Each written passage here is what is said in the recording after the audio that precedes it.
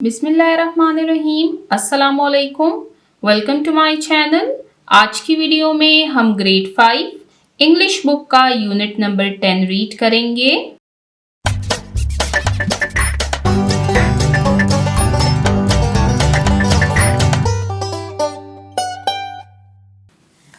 Unit number 10 Eid ul Azha. इस unit पर हम ऑलरेडी एक वीडियो बना चुके हैं जिसमें हमने ईद उल अज़हा के बारे में रीड किया कि ये एक अहम इस्लामी त्यौहार है जो हमें कुर्बानी, अल्लाह ताला की अताअत और दूसरों का ख्याल रखने का दर्स देता है। हमने इस यूनिट में मौजूद लेसन के टेक्स्ट की रीडिंग की। इसके अलावा हमने प्री रीडिंग, वाइल रीडिंग और पोस्ट रीडिंग क्वेश्चंस को कवर किया। आज की वीडियो हम स्टार्ट करेंगे यूनिट नंबर 10 के ओरल कम्युनिकेशन के पोर्शन से। ओरल कम्युनिकेशन यानी जुबानी बातचीत या जुबानी गुफ्तगू। ओरल कम्युनिकेशन के पोर्शन में फर्स्ट टॉपिक है हमारे पास लर्निंग द साउंड्स यानी आवाजें सीखिए। और इस पोर्शन में हमारे पास फर्स्ट टॉपिक है सिलेबल्स। सिलेबल्स के बारे में आप ऑलरेडी रीड कर चुके हैं। यहाँ पर रीड मी पोर्शन में रीड करते हैं। A syllable is a unit of word. ये अल्फाज की वो इकाई है कंटेनिंग जो कि मुश्तमिल होती है one vowel and usually one और मोर कॉन्सोनेंट्स। के सिलेबल हमारे पास लफ्ज़ की वो इकाई होती है जिसमें आमतौर पर एक वोवल और एक या एक से ज़्यादा कॉन्सोनेंट्स मौजूद होते हैं। A word can have one और मोर सिलेबल्स। के किसी भी लफ्ज़ में एक या उससे ज़्यादा सिलेबल्स हो सकते हैं। देखिए सिलेबल्स क्या है। सिलेबल हमारे पास पार्ट ऑफ अ वर्ड है that we pronounce in one beat. यानी जब बीट बाय बीट हम किसी वर्ड को डिवाइड करते हैं तो हम कहते हैं कि ये उसके सिलेबल्स हैं, यानी उसको हम सिलेबिक डिवीजन कहते हैं। जैसे कि यहाँ पर आपको कुछ एग्जांपल्स दी गई हैं तो आइए इनको रीड करते हैं।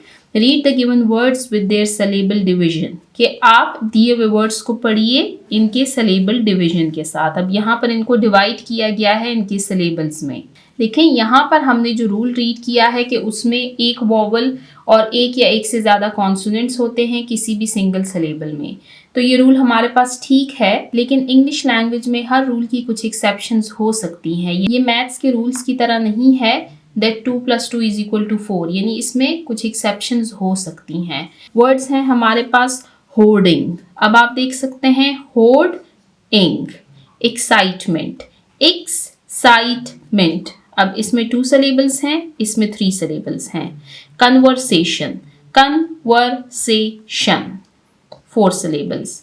Sacrifice, sacrifice 3 syllables. Remember, remember, इसमें है 3 सिलेबल्स। अब अगर इसकी इंपॉर्टेंस की बात करें तो ये प्रोनाउंसिएशन में हेल्प करता है और रीडिंग सीखने में बच्चों की मदद करता है। यानी जब इस तरह का लंबा सा कोई वर्ड आए जैसे कन्वर्सेशन है तो इसके स्पेलिंग्स और इसकी प्रोनाउंसिएशन आप बच्चों को इजीली कैसे सिखा सकते हैं कि आप इसको डिवाइड कीजिए कन्वर्सेशन।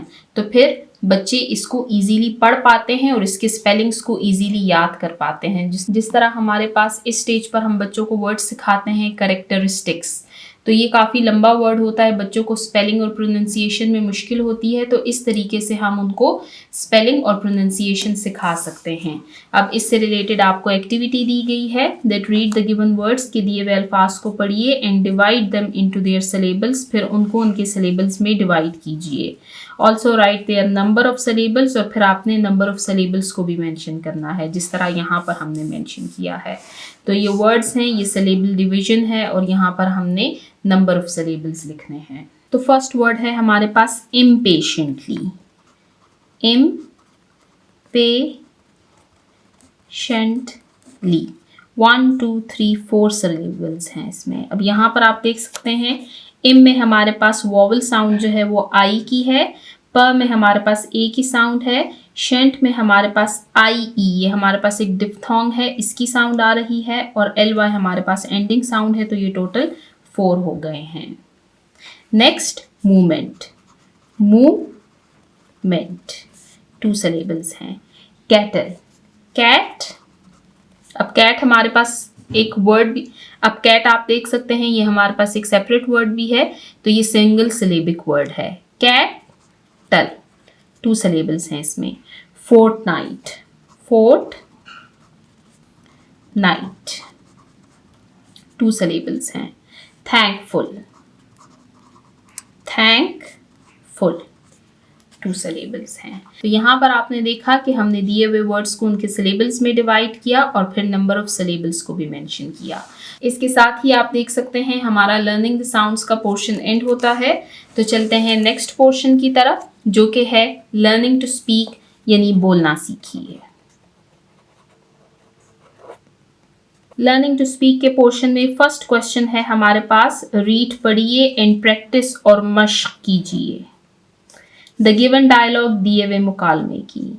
डायलॉग या मुकालमा कहते हैं 2 या 2 से ज़्यादा अफराद के दरमियान की बातचीत को। यहाँ पर हमारे पास एक डायलॉग दिया गया है, तो आइए इस डायलॉग को रीड करते हैं।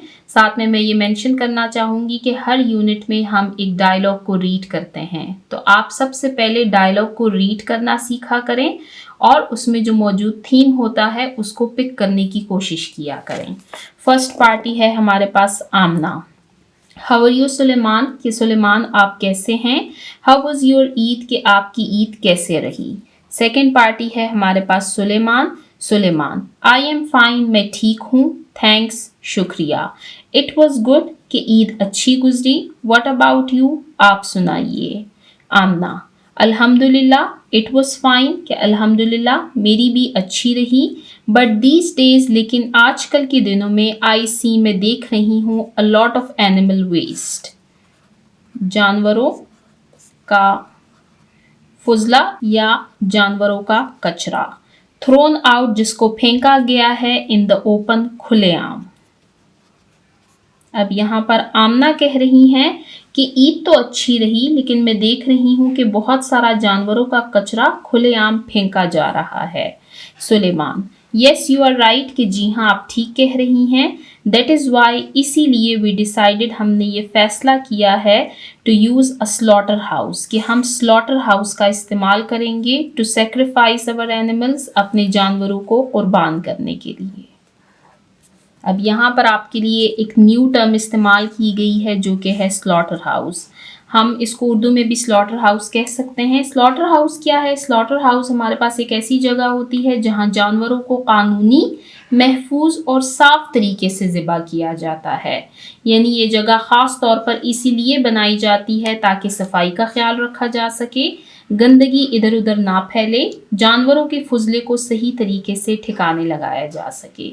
यानी ये हमारे पास वो जगह है जहाँ जानवरों की कुर्बानी साफ सुथरे और महफूज माहौल में की जाती है।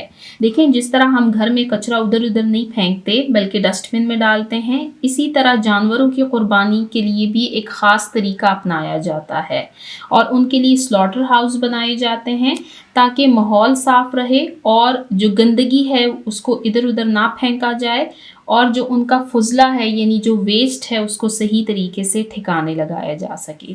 तो सुलेमान यहाँ पर बता रहे हैं कि हम कुर्बानी स्लॉटर हाउस में करेंगे। नेक्स्ट पेज नंबर 100 की तरफ चलते हैं।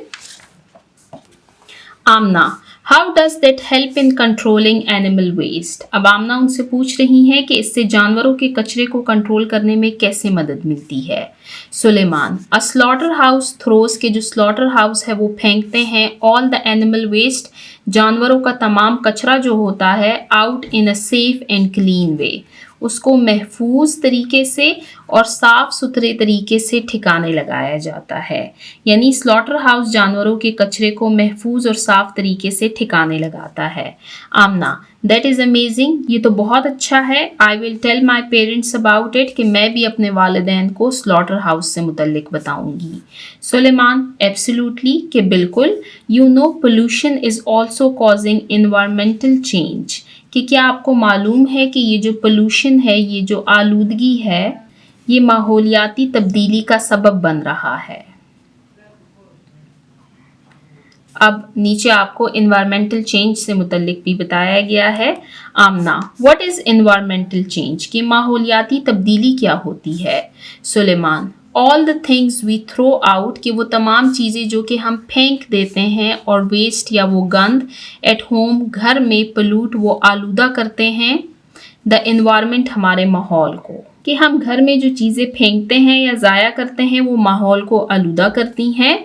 Amna, oh but we can't do anything about it, oh लेकिन हम तो इसके बारे में कुछ भी नहीं कर सकते। Suleman, I don't agree with you, मैं आपसे इत्तेफाक नहीं करता। Amna, how can we save our environment, कि हम अपने माहौल को कैसे बचा सकते हैं। सुलेमान, एनवायरमेंटल पोल्यूशन, के माहौलियाती आलूदगी। अभी आपका साइंस का टॉपिक है और यहाँ पर भी हम इसको रीड कर रहे हैं। Environmental pollution can be prevented in many ways, के माहौलियाती आलूदगी को कई तरीकों से रोका जा सकता है। स्प्रेडिंग अवेयरनेस, आगाही फैलाना, अमंग पीपल, लोगों के दरमियान, अबाउट इट्स हार्मफुल इफेक्ट्स, इसके नुकसानात से मुतल्लिक, इज़ वन ऑफ देम, ये भी उनमें से एक है, कि लोगों में इसके नुकसानात के बारे में आगाही फैलाना इनमें से एक तरीका है। देखें जिस तरह भी आमना को मालूम हो रहा है तो वो आइंदा से एहतियात करेंगी। इसी तरह अगर हम अवेयरनेस फैलाएं, यानी लोगों को इनके नुकसानात से मुतल्लिक बताएं, तो फिर लोग एहतियात किया करेंगे। We can keep our environment, हम अपने माहौल को रख सकते हैं क्लीन, साफ, बाय डिस्पोजिंग, ज़ाया करना, ऑफ गार्बेज, गंद या कूड़ा cricket, in a proper way, एक सही तरीके से, and not throwing it in our streets, और इनको गलियों में ना फेंकना। थ्रोइंग, फेंकना, कि लोगों में इसके नुकसानात के बारे में आगाही फैलाना इनमें से एक तरीका है। हम कचरा सही जगह पर डालकर और सड़कों पर ना फेंककर अपने माहौल को साफ रख सकते हैं। Amna, thank you for sharing this useful tip, कि ये मुफीद बात बताने का शुक्रिया। टिप हम यहाँ पर कह सकते हैं मुफीद बात, यानी फ़ायदे वाली बात उनको बताई है। I will share it with my friends and family, कि मैं ये सब अपने दोस्तों और अपने ख़ानदान वालों के साथ शेयर करूँगी। सुलेमान, यू आर वेलकम, खुश रहिए या खुश आमदीद। तो यहाँ पर आप देख सकते हैं हमने इस डायलॉग को रीड किया। ये थोड़ा लेंथी डायलॉग था। इस डायलॉग का जो मेन थीम है वो ये है दैट एनवायरमेंटल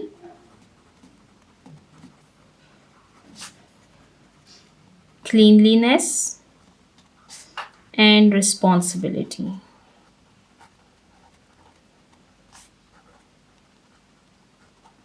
यानी माहौल की सफाई और जिम्मेदारी, ख़ास तौर पर ईद उल अज़हा के मौके पर। ईद उल अज़हा के मौके पर आप सब जानते हैं कि मुसलमान जानवरों की कुर्बानी करते हैं। अक्सर लोग जो वेस्ट होता है, जो गंद होता है, उनको गलियों, खुली जगहों और नालों में फेंक देते हैं।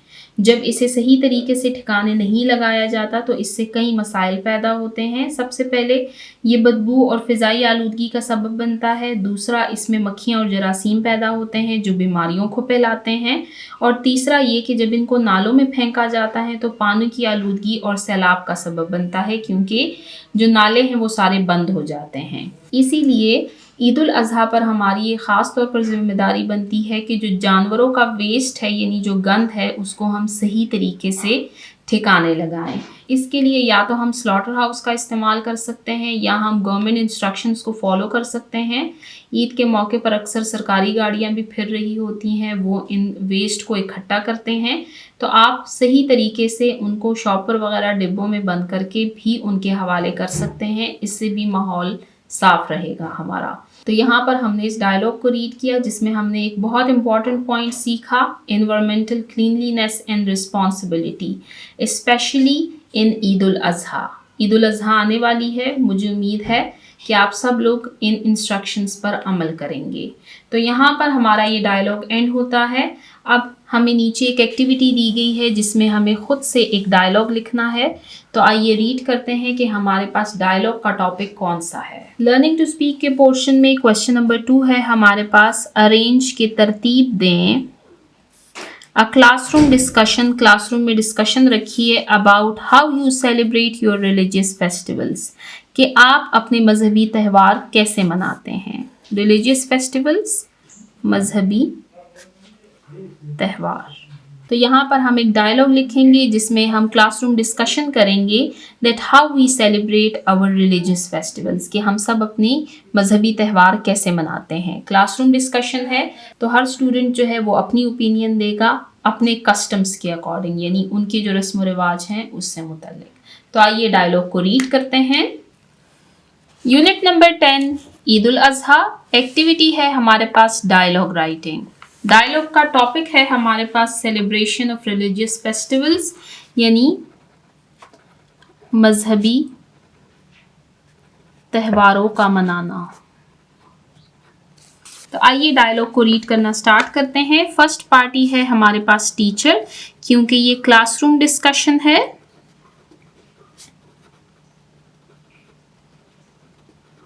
तो इसलिए इसमें हमने टीचर और स्टूडेंट्स का जिक्र किया है। टीचर अस्सलाम वालेकुम स्टूडेंट्स, कि अस्सलाम वालेकुम बच्चों। टुडे आज वी विल डिस्कस, हम बहस करेंगे how we celebrate our religious festivals, कि आज हम बात करेंगे कि हम अपने मजहबी त्यौहार कैसे मनाते हैं। Who would like to start, कि कौन शुरू करना चाहेगा। सेकेंड पार्टी है हमारे पास अली। वालेकुम अस्सलाम सर, कि वालेकुम अस्सलाम। आई सेलिब्रेट, मैं मनाता हूँ ईद उल फितर। अब ये हमारा फर्स्ट रिलीजियस फेस्टिवल है Eid ul Fitr, with my family, अपने ख़ानदान वालों के साथ। By offering Eid prayer, Eid की नमाज पढ़कर। एंड गिविंग चैरिटी, और सदका देकर। अली कह रहे हैं कि मैं ईद उल फितर अपने ख़ानदान के साथ ईद की नमाज पढ़कर और सदका देकर मनाता हूँ। टीचर कह रहे हैं वेरी गुड, कि बहुत खूब। अली व्हाट अबाउट ईद उल अजहा, कि ईद उल अजहा के बारे में क्या कहेंगे। अब यहाँ पर हमारे पास थर्ड पार्टी है सना। अब कोई और स्टूडेंट बता रही हैं ईद उल अजहा के बारे में। सर ऑन ईद उल अजहा, के ईद उल अजहा पर वी सेक्रीफाइस, हम कुर्बान करते हैं एन एनिमल, एक जानवर। एंड शेयर, और फिर बांट देते हैं द मीट, उस गोश्त को। विद रिलेटिव्स, रिश्तेदारों के साथ। एंड पुअर पीपल, और गरीब लोगों के साथ। सना कह रही हैं कि ईद उल अजहा पर हम जानवर कुर्बान करते हैं और इसका गोश्त रिश्तेदारों और गरीबों में तकसीम करते हैं। अब फिर से टीचर कह रही हैं एक्सीलेंट, कि बहुत खूब। What lesson do we learn from these festivals, कि इन त्योहारों से हमें क्या सबक मिलता है। अब फर्स्ट रिलीजियस फेस्टिवल है हमारा ईद उल फितर और सेकंड है ईद उल अजहा। दोनों के बारे में हमने रीड कर लिया है, तो अब टीचर उनसे पूछ रहे हैं कि इन रिलीजियस फेस्टिवल्स से हमें क्या सबक मिलता है। तो यहाँ पर हमारे पास फोर्थ पार्टी हिरा कह रही हैं that we learn to be kind, कि ये हमें मेहरबान बनना सिखाते हैं। हेल्पफुल, मददगार। एंड थैंकफुल टू अल्लाह, और अल्लाह का शुक्रगुजार। That we learn to be kind, helpful and thankful to Allah, कि हम सीखते हैं कि हमें मेहरबान, मददगार और अल्लाह के शुक्रगुजार होना चाहिए। टीचर वेरी गुड डिस्कशन, कि आप सब ने बहुत अच्छी गुफ्तगू की स्टूडेंट्स बच्चों। तो यहाँ पर हमने डायलॉग रीड किया जिसमें हमने सेलिब्रेशन ऑफ रिलीजियस फेस्टिवल्स पर बात की। वापस चलते हैं बुक की तरफ। यहाँ पर हमारी ये एक्टिविटी एंड होती है। इसके साथ ही आप देख सकते हैं कि हमारा ओरल कम्युनिकेशन का पोर्शन एंड होता है, जिसमें हमने 2 टॉपिक्स रीड किए हैं। फर्स्ट टॉपिक हमने सिलेबल्स का रीड किया है और सेकंड हमने एक डायलॉग रीड किया है on the topic environmental cleanliness and responsibility. अब चलते हैं नेक्स्ट पोर्शन की तरफ, जो कि है reading and critical thinking. Reading and critical thinking, reading comprehension. Reading comprehension के पोर्शन में फर्स्ट क्वेश्चन है हमारे पास दैट आंसर दीज क्वेश्चंस, के दिए हुए सवालात के जवाबात दीजिए। सबसे पहले इन क्वेश्चंस को रीड करते हैं, फिर 1 बाय 1 इनके आंसर्स को रीड करेंगे। क्वेश्चन नंबर 1 है हमारे पास when do Muslim celebrate Eid उल अजहा, कि मुसलमान ईद उल अजहा कब मनाते हैं। अब यहाँ पर हमने डेट को मेंशन करना है। Question number 2, how do we celebrate Eid उल अजहा, कि हम ईद उल अजहा कैसे मनाते हैं। अब यहाँ पर व्हेन यानी डेट का पूछा जा रहा है और यहाँ पर हाउ यानी तरीके का पूछा जा रहा है कि ईद उल अजहा को किस तरीके से मनाया जाता है। थर्ड क्वेश्चन है what did Suleman buy for Eid उल अजहा, कि सुलेमान ने ईद उल अजहा के लिए कौन सा जानवर खरीदा। अब ये जो क्वेश्चन है ये हम यहाँ पर रीड कर चुके हैं। इन क्वेश्चंस को सॉल्व करने के लिए ज़रूरी है कि आपने इस यूनिट का जो टेक्स्ट है, जो लेसन है, उसको रीड किया हुआ हो। तो आगे हमारे पास MCQs भी आते हैं। तो जिन बच्चों ने लेसन के टेक्स्ट की रीडिंग नहीं की हुई होती, उनके लिए रीडिंग एंड क्रिटिकल थिंकिंग का पोर्शन सॉल्व करना मुश्किल होता है। इसलिए आप सबसे पहले लेसन में मौजूद जो टेक्स्ट होता है उसको रीड किया करें, उसको समझा करें, फिर आप इनको इजीली सॉल्व कर पाते हैं। तो यहाँ पर हमने दिए हुए क्वेश्चंस को रीड किया। अब आइए वन बाय वन इनके आंसर्स को रीड करते हैं।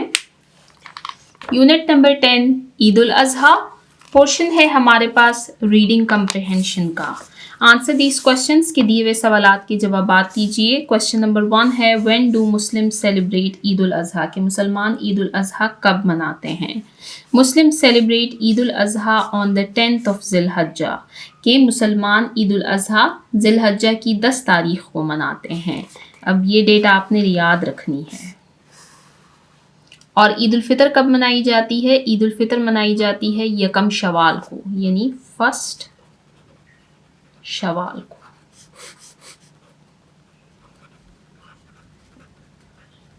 ये दोनों डेट्स आपको याद रहनी चाहिए। क्वेश्चन नंबर 2 है how do we celebrate Eid उल अजहा, कि हम ईद उल अजहा कैसे मनाते हैं। अब यहाँ पर तरीका पूछा गया है ईद उल अजहा मनाने का। वी सेलिब्रेट ईद उल अजहा, कि हम ईद उल अजहा मनाते हैं by offering Eid prayer, Eid की नमाज पढ़कर, फिर उसके बाद सेक्रीफाइसिंग एनिमल्स, जानवर कुर्बान करके, एंड शेयरिंग मीट, और फिर उसका गोश्त बांट कर with relatives, friends and the poor, कि हम ईद उल अजहा ईद की नमाज अदा करके, जानवर कुर्बान करके और उनका गोश्त फिर रिश्तेदारों, दोस्तों और गरीबों में तकसीम करके मनाते हैं। कुर्बानी का जो गोश्त होता है उसको 3 बराबर हिस्सों में तकसीम किया जाता है। पहला हिस्सा घर वालों के लिए, दूसरा हिस्सा रिश्तेदारों और दोस्तों के लिए, और तीसरा हिस्सा गरीबों में बांटा जाता है। तो यहाँ पर हमने रीड किया कि हम ईद उल अजहा को कैसे मनाते हैं। लास्ट क्वेश्चन है हमारे पास what did Suleman buy for Eid उल अजहा, के सुलेमान ने ईद उल अजहा के लिए कौन सा जानवर खरीदा। Suleman bought a white goat for Eid उल अजहा, के सुलेमान ने सफेद रंग का बकरा खरीदा। Suleman bought a white goat for Eid उल अजहा। तो यहाँ पर हमने दिए हुए क्वेश्चंस के आंसर्स को रीड किया। इनके क्वेश्चंस बिल्कुल इजी थे, ये आप खुद से भी लिख सकते हैं, क्योंकि हमारे पास जो लेसन का टेक्स्ट था जब हम उसको रीड कर रहे थे तब भी मैंने आपको बताया था कि इसकी वर्डिंग बिल्कुल इजी है। तो आप कोशिश करें कि इन क्वेश्चंस को खुद से सॉल्व करें, और नेक्स्ट पेज पर हमारे पास जो MCQs हैं उसको भी खुद से सॉल्व करने की कोशिश करें। तो चलते हैं वापस बुक की तरफ। टीचिंग पॉइंट को रीड करते हैं। इनकरेज स्टूडेंट्स के बच्चों की हौसला अफजाई करें to answer the given questions orally, कि वो जुबानी इन सवालात के जवाबात दें।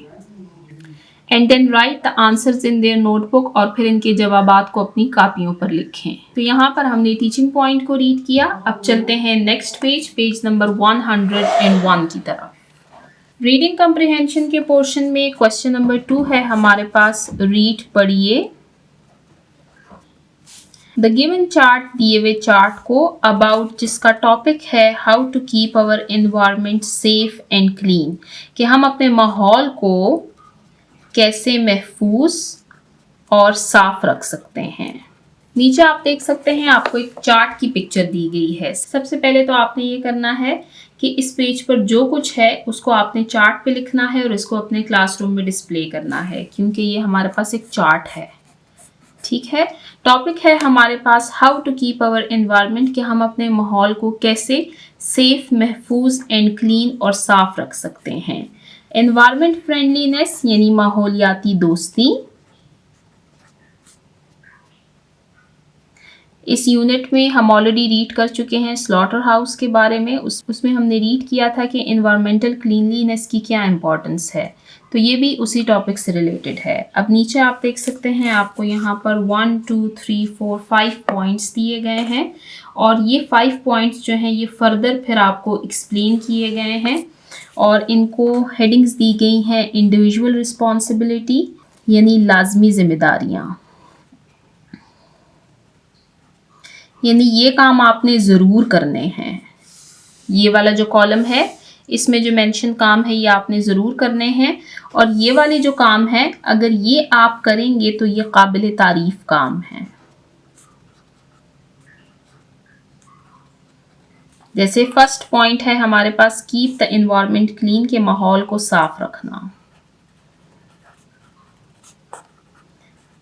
अब माहौल को साफ रखने के लिए इंडिविजुअल रिस्पॉन्सिबिलिटीज क्या हैं और अप्रिशिएटेड वर्क्स हमारे पास क्या क्या हैं, तो आइए इनको रीड करते हैं। Throw garbage in waste bins, के कचरा डस्टबिन में डालें। देखिए अगर हम अपने माहौल को साफ रखना चाहते हैं तो सबसे पहले तो हमें जो कूड़ा क्रिकेट है उसको डस्टबिन में डालना है। शार्पन पेंसिल्स इन वेस्ट बिन्स, के पेंसिल को डस्टबिन में तेज करें। आप जब पेंसिल को शॉर्प करते हैं क्लासरूम में या घर में तो उसका जो कचरा होता है उसको आपने वेस्ट बिन में डालना है। कीप वॉल्स क्लीन, दीवारों को साफ रखना है, दीवारों पर लिखना नहीं है। कीप स्ट्रीट्स क्लीन, और इसी तरह आपने अपनी गली को भी साफ रखना है। जो भी रैपर्स या कूड़ा क्रिकेट हो उसको आपने डस्टबिन में फेंकना है। घर से जो कूड़ा निकलता है उसको भी आगे पीछे नहीं फेंकना, गलियों में नहीं फेंकना, बल्कि अपनी प्रॉपर जगह पर उसको फेंकना है। अब ये तो इंडिविजुअल रिस्पॉन्सिबिलिटी है, ये तो एक माशरे में रहते हुए हर फर्द की जिम्मेदारी है। अब अप्रिशिएटेड काम कौन कौन से हैं ये आपने लाजमी करने हैं, और अगर ये आप करेंगे तो बहुत अच्छी बात होगी, ये काबिल तारीफ काम है। इनमें हमारे पास फर्स्ट पॉइंट है pick up wrappers garbage from the places you visit, कि जहाँ जाएं वहाँ से कचरा उठाएं। अब ये कचरा आपने नहीं फेंका, लेकिन अगर आपको कहीं पर नज़र आ जाता है तो आप कोशिश किया करें कि उसको उठा लें और उसको डस्टबिन में फेंकें।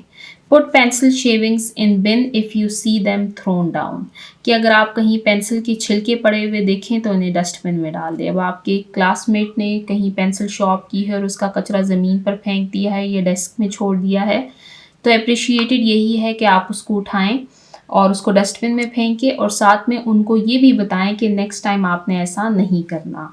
अवॉइड राइटिंग और unnecessary painting on the wall, कि दीवारों पर लिखने या गैर ज़रूरी पेंटिंग से परहेज़ करें। लास्ट है put lids on waste bin, के डस्टबिन के ढक्कन बंद करके रखा करें। लिड कहते हैं ढक्कन को।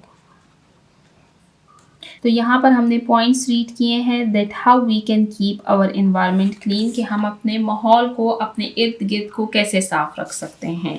अब सेकंड पॉइंट है हमारे पास सेविंग वाटर, यानी पानी बचाना।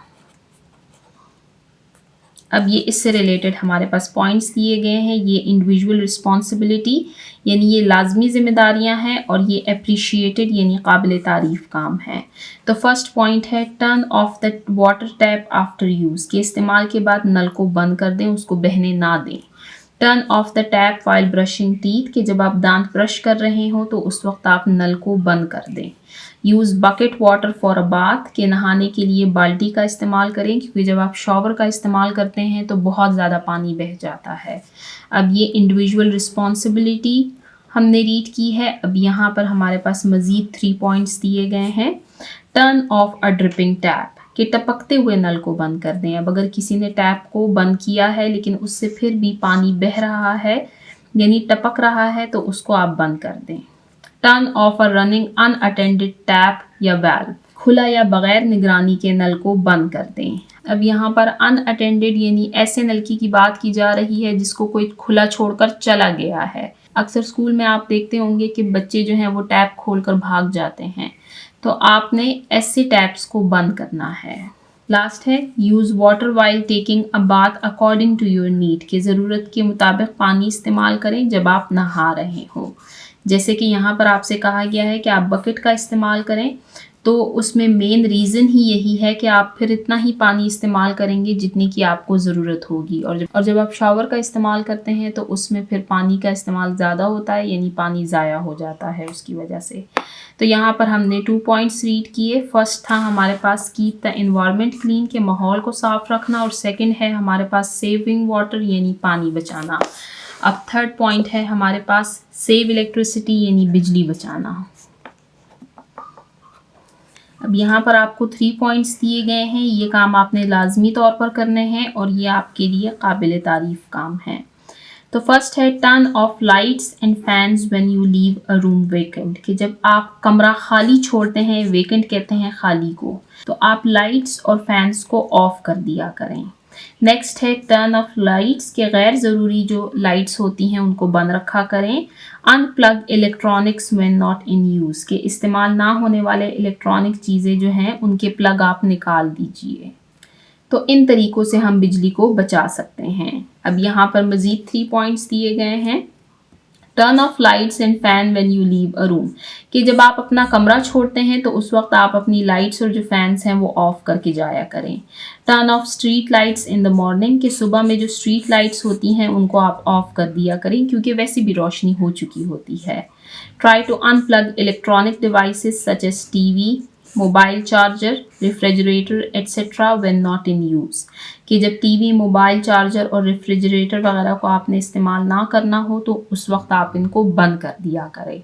तो इन तरीक़ों से हम लाइट को बचा सकते हैं, इलेक्ट्रिसिटी हम बचा सकते हैं।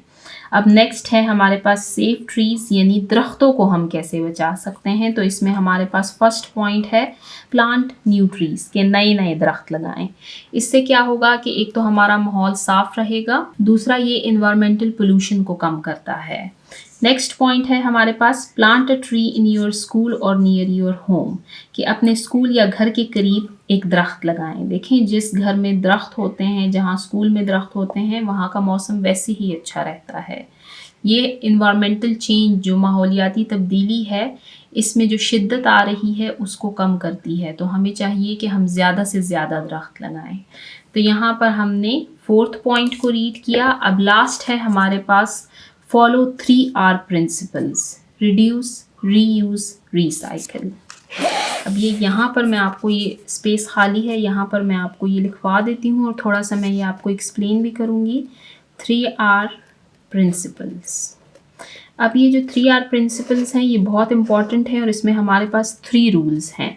3R यानी ये आप देखेंगे रिड्यूस, ये R से स्टार्ट हो रहा है, रीयूज़ ये भी R से स्टार्ट हो रहा है, और रीसाइकिल ये भी R से स्टार्ट हो रहा है। यानी ये हमारे पास 3R हैं और प्रिंसिपल्स यानी कवानीन।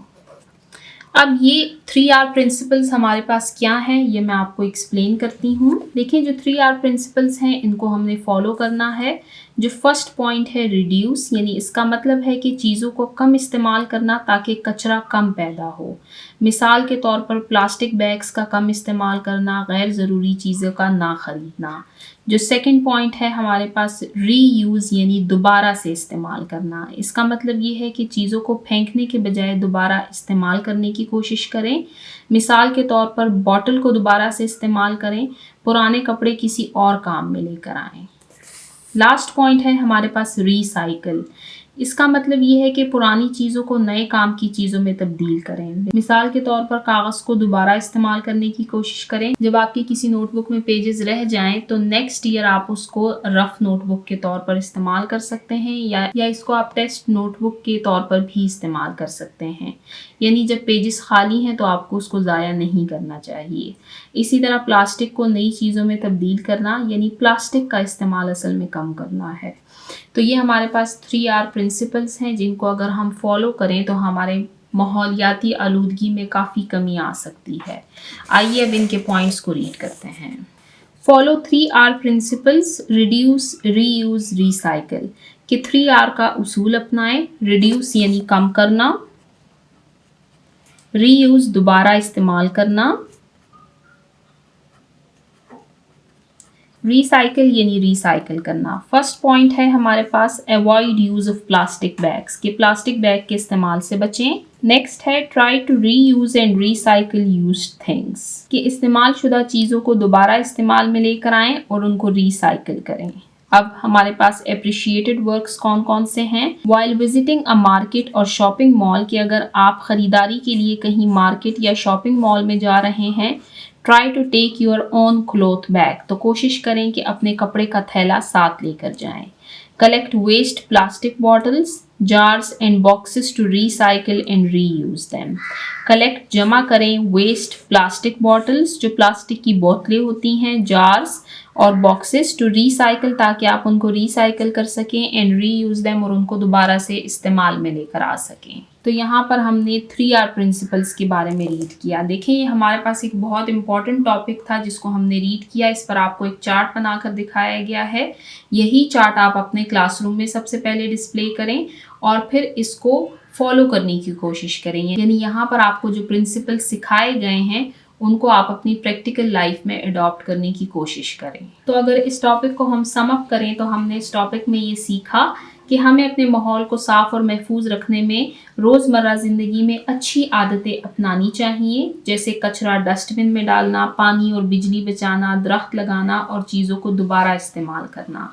अगर हर स्टूडेंट रिस्पॉन्सिबिलिटी का मुजाहरा करे तो हम अपने माहौल को साफ, खूबसूरत और सेहतमंद बना सकते हैं। तो यहाँ पर हमारा ये टॉपिक एंड होता है। टीचिंग पॉइंट को रीड करते हैं। Explain to students the use of tables and charts by showing some examples from their text books. Students को एक्सप्लेन करें कि वो टेबल्स और चार्ट्स का इस्तेमाल कर सकते हैं by showing some examples from their text book, कि उनको उनकी टेक्स्ट बुक से कुछ एग्जांपल्स दिखाएं और उनको टेबल और चार्ट के इस्तेमाल से मुतल्लिक बताएं। देखें, जैसे यहाँ पर ये आपको एक चार्ट दिया गया है और उसमें फिर टेबल्स भी बनाई गई हैं। तो सबसे पहले जैसे कि मैंने आपसे कहा कि इस चार्ट को आप अपने क्लासरूम में डिस्प्ले करें और इस तरह के मज़ीद चार्ट्स भी आप बनाकर अपने क्लासरूम में डिस्प्ले कर सकते हैं। तो चलते हैं नेक्स्ट पेज नंबर 102 की तरफ। रीडिंग कॉम्प्रिहेंशन के पोर्शन में नेक्स्ट क्वेश्चन है हमारे पास, रीड के पढ़िए द गिवन चेकलिस्ट। नीचे आपको एक फहरिस्त दी गई है, इस चेकलिस्ट को हमने रीड करना है एंड टिक और टिक कीजिए द मेजर्स, वो इक़दामात you take to save the environment, जो कि आप लेते हैं माहौल को बचाने के लिए। यानी यहाँ पर आपको एक एक्टिविटी दी गई है कि दी हुई फहरिस्त को पढ़ें और उन इक़दामात यानी उन मेजर्स पर टिक लगाएं जो कि आप अपने माहौल को बचाने के लिए करते हैं। यहाँ पर आपको कुछ पॉइंट्स दिए गए हैं, तो आइए वन बाय वन इनको रीड करते हैं और साथ में इनको सॉल्व भी करते जाएंगे। तो फर्स्ट पॉइंट है हमारे पास प्लांट न्यू ट्रीज, के नए दरख्त लगाना। अब आप में से जो कोई नए नए दरख्त लगाता है ताकि अपने माहौल को महफूज रख सके, तो वो यहाँ पर टिक का निशान लगाएं। Next, keep your house and rooms clean, कि अपने घर और कमरों को साफ रखना। तो आप में से जो कोई भी ये काम करता है तो वो यहाँ पर टिक लगा दे, क्योंकि इससे हम अपने माहौल को बचा सकते हैं। Next, turn off the tap while brushing, कि ब्रश करते वक्त नल को बंद कर देना। Turn off the lights when they are not in use, कि जब लाइट्स इस्तेमाल में ना हो तो उन्हें बंद कर देना। Use bucket water for a bath, कि नहाने के लिए बाल्टी का इस्तेमाल करना। और लास्ट है यूज लेस प्लास्टिक बैग्स, यानी कम प्लास्टिक बैग्स का इस्तेमाल करना। तो यहाँ पर आपने देखा कि हमारे पास जो टोटल 6 पॉइंट्स दिए गए थे, ये हमारे पास ऐसे मेजर्स हैं जिनसे हम अपने माहौल को बचा सकते हैं। अब आपको कहा गया था कि इनमें से जो जो आप प्रैक्टिस करते हैं, यानी जो काम आप करते हैं, उनको आप टिक लगा दीजिए। तो हमने रीड किया कि ये सब अच्छी आदतें हैं जो माहौल को बचाती हैं, इसलिए यहाँ पर हमने टिक का निशान लगाया है। आप इनमें से जो जो मेजर प्रैक्टिस करते हैं उसके सामने आप टिक का निशान लगाएं।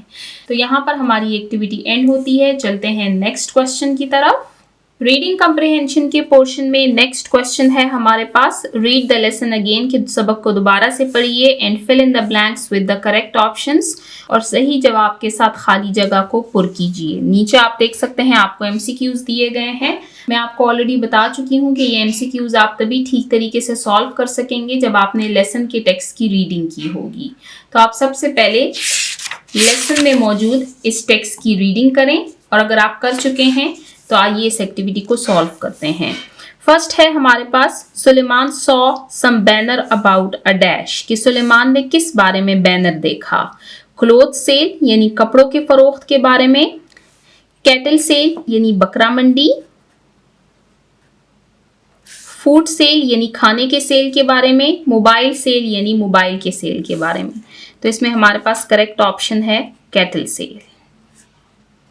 That Suleman saw some banner about a cattle sale, कि सुलेमान ने बकरा मंडी के बारे में एक बैनर देखा। Next, Suleman wanted to buy a dash for Eid, कि सुलेमान ईद के लिए क्या खरीदना चाहता था। काउ गाय, गोट बकरी, कैमल ऊंट, बुल भैंस। तो इसमें हमारे पास करेक्ट ऑप्शन है option 2 goat. That Suleman wanted to buy a goat for Eid, कि सुलेमान ईद के लिए बकरा खरीदना चाहता था। Next, they are going to buy their animal for sacrifice on dash, कि वो अपनी कुर्बानी का जानवर लेने के लिए कब जाने वाले थे। Tuesday, Sunday, Monday, Friday, Sunday. That they are going to buy their animal for sacrifice on Sunday, कि वो संडे को अपने कुर्बानी का जानवर लेने के लिए जाने वाले थे। लास्ट है profit dash had a dream about sacrificing his son, कि किस पैगंबर ने अपने बेटे को कुर्बान करने का ख्वाब देखा था। हज़रत सुलेमान अलैहिस्सलाम, हज़रत इब्राहीम अलैहिस्सलाम, हज़रत इसहाक अलैहिस्सलाम या हज़रत इस्माईल अलैहिस्सलाम। तो करेक्ट ऑप्शन है प्रॉफिट इब्राहीम अलैहिस्सलाम।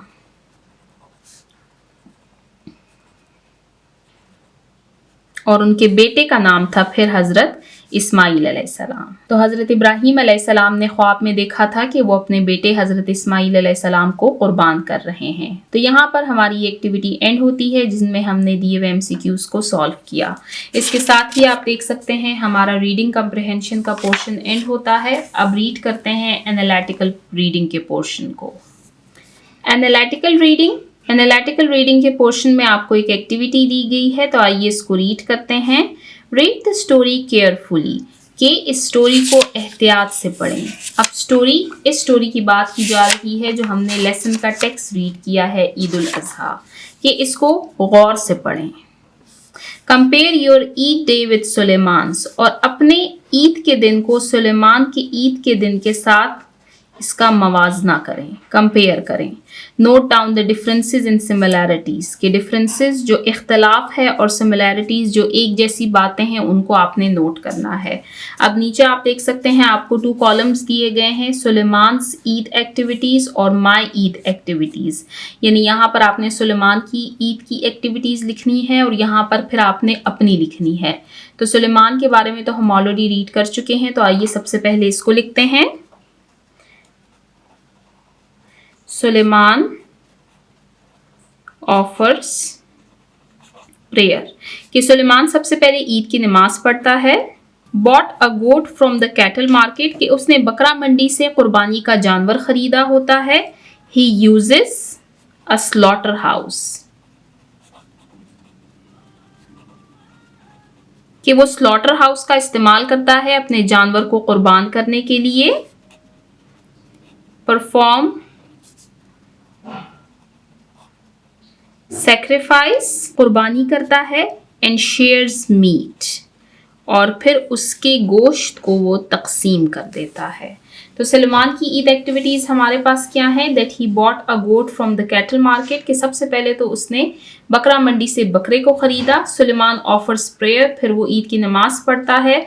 यूजेज अ स्लॉटर हाउस का इस्तेमाल करता है अपने जानवर को कुर्बान करने के लिए। परफॉर्म सेक्रीफाइस, कुर्बानी करता है। एंड शेयर्स मीट, और फिर उस गोश्त को तकसीम कर देता है। अब यहाँ पर माई ईद एक्टिविटीज़ यानी मेरी ईद की सरगर्मियाँ। अब यहाँ पर हर स्टूडेंट ने अपना पर्सनल एक्सपीरियंस शेयर करना है कि वो अपनी ईद कैसे मनाते हैं। मैं आपको एक सैम्पल लिखवा देती हूँ, जैसे कि आई ऑफर ईद प्रेयर, क्योंकि ईद की नमाज सब पढ़ते हैं तो आई ऑफर ईद प्रेयर, हम ईद की नमाज पढ़ते हैं। परफॉर्म सैक्रिफाइस, फिर हम कुर्बानी करते हैं। विजिट रिलेटिव्स, रिश्तेदारों से मुलाकात के लिए जाते हैं। एक्सचेंज गिफ्ट्स, तहाइफ का तबादला करते हैं। एंड शेयर मीट, और जो गोश्त होता है उसको तकसीम कर देते हैं। अब कोई डिफरेंस इसलिए नहीं है क्योंकि ईद मनाने का यही तरीका है, सब नमाज पढ़ते हैं, सब कुर्बानी करते हैं और उस गोश्त को तकसीम करते हैं गरीबों, रिश्तेदारों और दोस्तों में। तो सिमिलैरिटीज़ आप देख सकते हैं, दोनों तरफ ईद की नमाज पढ़ी गई है, कुर्बानी के लिए जानवर ख़रीदा गया है, फिर उसको कुर्बान किया गया है और उसका गोश्त जो है वो तकसीम किया गया है। तो यहाँ पर हमने इस दी हुई एक्टिविटी को सॉल्व किया। इसके साथ ही आप देख सकते हैं हमारा एनालिटिकल रीडिंग का पोर्शन एंड होता है और साथ ही हमारा रीडिंग एंड क्रिटिकल थिंकिंग का पोर्शन भी एंड होता है। तो आज की वीडियो को हम यहीं पर एंड करते हैं, जिसमें हमने ओरल कम्युनिकेशन और रीडिंग एंड क्रिटिकल थिंकिंग के पोर्शंस को कवर किया। इंशाल्लाह नेक्स्ट वीडियो में हम लैंग्वेज फोकस के पोर्शन को रीड करेंगे और इस यूनिट नंबर 10 ईद उल अज़हा को ख़त्म करेंगे। तो जिन बच्चों ने अभी तक मेरे चैनल को सब्सक्राइब नहीं किया, काइंडली मेरे चैनल को सब्सक्राइब कीजिए ताकि हर आने वाली वीडियो आपको टाइमली मिल सके। Thank you.